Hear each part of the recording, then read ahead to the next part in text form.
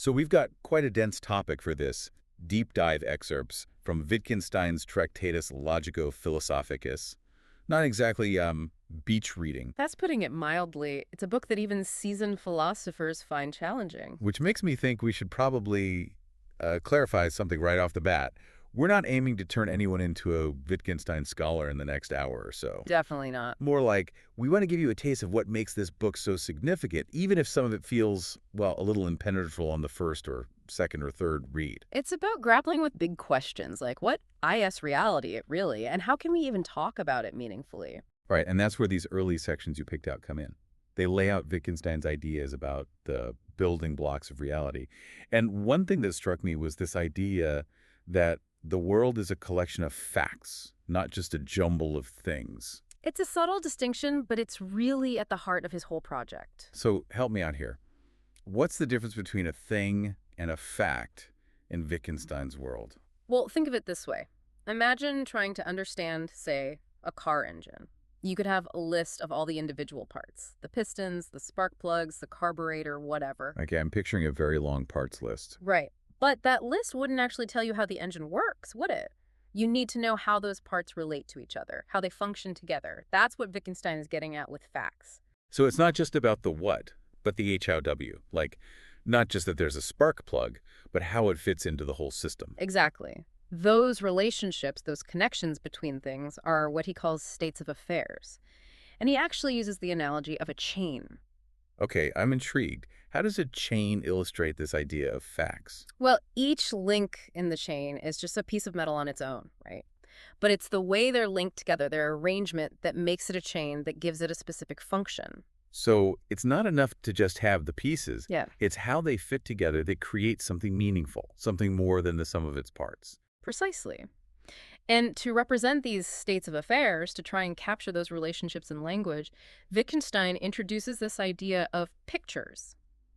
He's saying that language, when it's working correctly, functions like a tool to create these pictures, representations of how things stand in the world. Pictures. Okay, now you're going to have to break that down for me.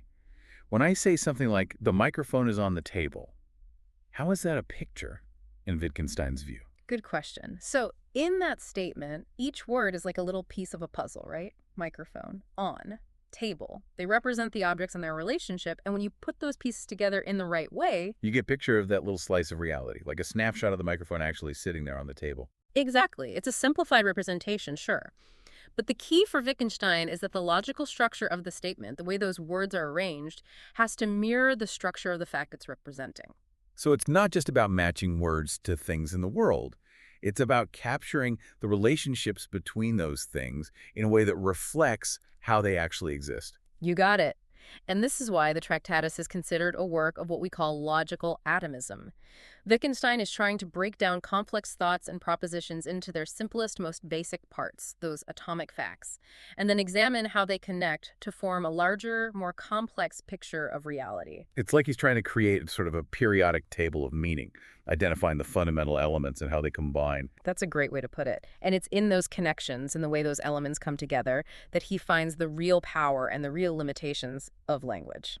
Okay, so we've got language as this tool for building these pictures of facts, but then those excerpts you picked from sections 4.003, 4.1212, 5.6, 5.62, and 6.522, they start to show us where those tools might break down a bit, yeah. He's building this incredibly precise framework, and then he starts pointing to the places where it breaks down or maybe transcends itself somehow. And he doesn't mince words either.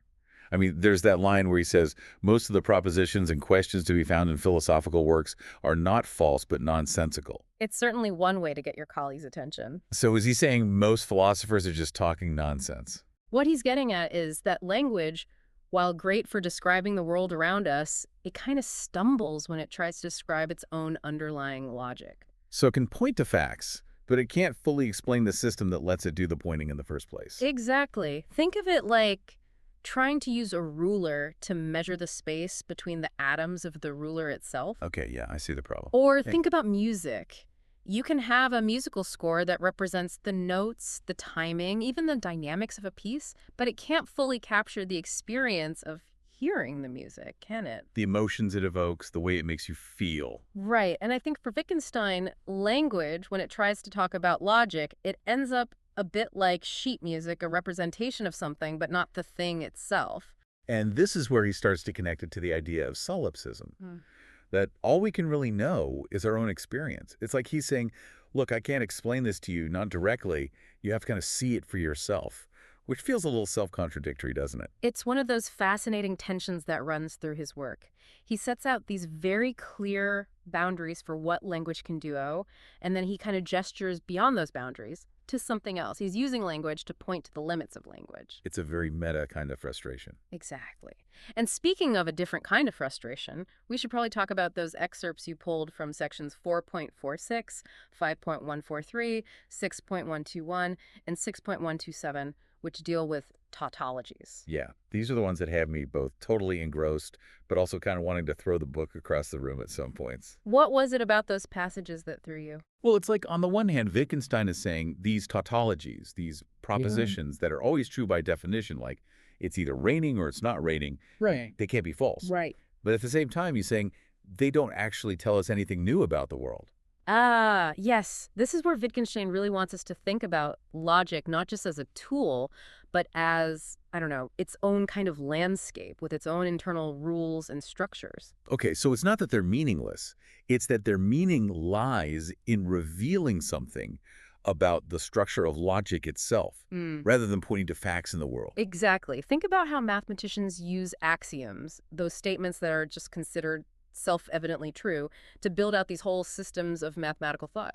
Wittgenstein seems to be suggesting that language might have similar kinds of foundational structures. So it's less about the content of the statement and more about what it reveals about the underlying framework, like the difference between describing a house and providing the blueprint for how to build one. That's a great analogy. He's showing us the scaffolding, the framework upon which we hang all of our more specific knowledge and understanding of the world. A framework that, if his arguments about tautologies are right, might ultimately point beyond itself. Which brings us, I think, to the most intriguing and probably the most challenging part of the Tractatus, those sections where Wittgenstein grapples with ethics, aesthetics, with what he calls the unsayable. I'm talking about sections 6.373, 6.41, 6.44, 6.522, and that very famous, very cryptic final section, section 7. It does feel like the tone shifts a bit in these later sections. Like we've been carefully constructing this very precise, very logical structure with Wittgenstein, and now he's kind of gesturing towards this whole other realm. It's a fascinating turn. He spends so much of the Tractatus drawing these very clear boundaries around what language can and cannot do, and then in these later sections he starts pointing towards what lies beyond those boundaries. And he doesn't dismiss this unsayable realm as unimportant or irrelevant. He actually connects it to some of the most, I don't know, fundamentally human experiences. Yeah. Right? Ethics, aesthetics, even the kind of mystical feeling you might get from a piece of art or from being in nature. And it's in these sections that he makes that really intriguing statement that ethics and aesthetics are at their core the same. Yeah, I'll admit that one threw me for a loop a little bit. I mean, we've been deep in this world of logic and language, and suddenly he's talking about beauty and morality. How does he even bridge that gap? Well, I think it goes back to his idea that language can represent the world, but it can't fully capture the framework that makes that representation possible. He's suggesting that something similar might be going on with ethics and aesthetics. Okay, I'm listening. So we can use language to talk about ethical values, to say kindness is good or stealing is wrong, for example. But the values themselves, those deep-seated feelings of what I good, what I is, right? Those might exist on a level that language can't fully grasp. It's like trying to describe a breathtaking sunset. You can list the colors, the shapes of the clouds, but words always seem to fall short. Exactly. Wittgenstein would probably say that the sunset is showing you something that language just can't fully say. And he thinks the same might be true of a lot of our moral and aesthetic experiences. The feeling of awe when you look at a starry sky. The surge of love you feel for a child or a partner. Those experiences, they go beyond what we can fully articulate in words. So it's not that these things are outside the realm of philosophical inquiry. It's that they might require different tools, different ways of knowing. And he seems to be suggesting that sometimes silence might be the most appropriate response to those experiences, which brings us, of course, to that famous last line of the Tractatus. What we cannot speak about, we must pass over in silence. It's a line that's launched 1,000 interpretations and probably a few thousand arguments, too. It's definitely one of the most discussed and debated lines in all of 20th century philosophy. But what do you make of it? Well, to me, it's both humbling and kind of exhilarating at the same time. Ethel. Humbling because it reminds us that there are limits to what we can know, what we can express, even with our most sophisticated tools. Right. But also exhilarating because it suggests that there are these whole realms of experience, of meaning that might lie beyond those limits. It's an invitation to keep searching, keep questioning, even when we know we might never fully grasp the answers. To acknowledge the mystery, maybe even embrace it.